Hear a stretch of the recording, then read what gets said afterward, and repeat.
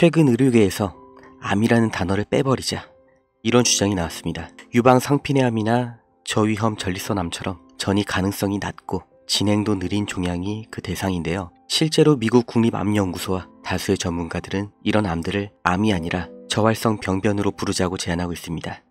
왜일까요? 간단합니다. 암이라는 단어 하나 때문에 환자에게 공포를 주고 불필요한 수술이나 과잉 치료로 이어지기 때문입니다. 당연히 그 반대의 의견도 있죠. 암이라는 단어를 안일하게 뺐다가 환자들이 질병을 너무 가볍게 여길 수도 있다, 이렇게 찬반 의견이 있는 건데, 결국 모든 암이 같지는 않다는 겁니다. 생명이 위험한 암부터 빠르게 퍼지는 암, 조기에 수술하면 끝나는 암, 각각 완전히 다른 질병처럼 관리되고 있습니다. 그리고 의료기술의 발전에 따라서 계속해서 그 기준도 바뀌고 있죠. 이런 흐름은 사실 보험에서 먼저 반영되어 있었습니다. 보험에서 말하는 소외감, 유사암이 이렇게 진행이 느리고 생존율이 높은 암들을 말하는 거였는데, 그래서 지급되는 보험금도 수천만 원이 아니라 대부분 몇백만 원, 최대 1000만 원에 그치는 경우가 많죠. 실제로 최근 20년 동안 보험업계에서도 변화된 의료기술과 기준을 반영해 기존엔 암으로 보장되던 질병들이 점점 유사암 또는 소외감으로 분류되고 있습니다. 쉽게 말씀드려서 예전에는 수천만 원씩 지급되던 진단금이 이제는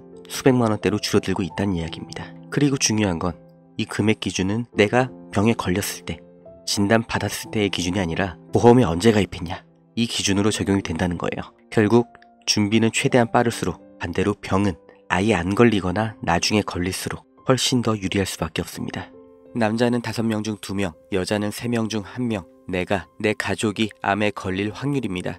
이 말이 그저 남의 일처럼 느껴지신다면 지금 이 영상을 반드시 끝까지 보셔야 됩니다. 보신 후에는 생각이 완전히 바뀌어 있을 겁니다.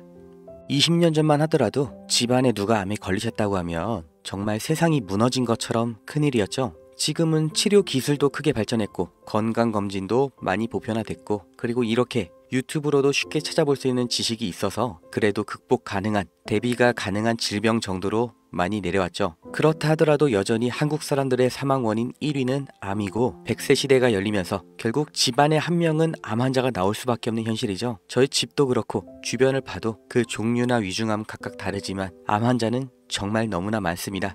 3명 중 1명이 걸린다는 암. 그래서 다들 보험을 가입하는 건데 이 보험이 어렵죠.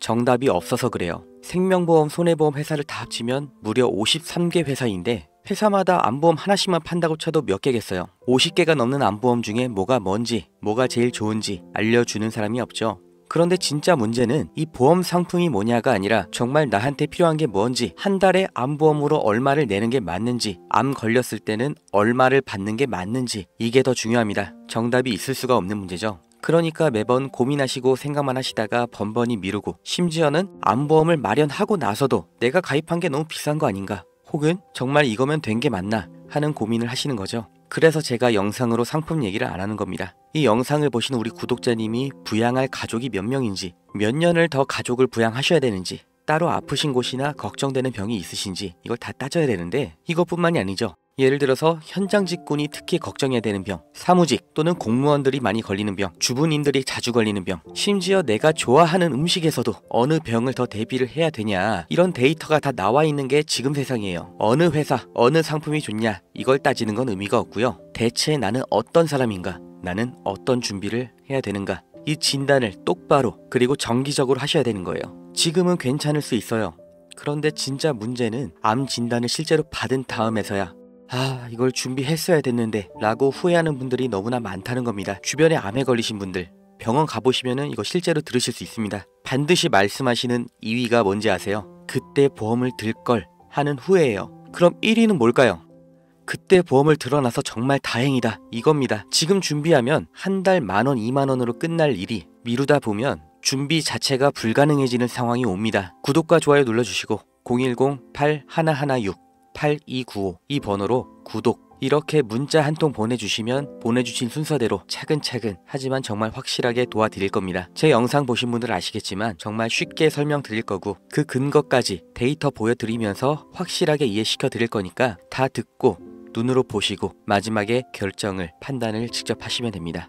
영상 끝까지 봐주신 우리 구독자님, 평생 단 한 번도 큰 병이 안 생겨서 그동안 냈던 보험료 전부 환급금으로 이자까지 받아가시길 기원하면서 오늘 영상 마치겠습니다. 감사합니다.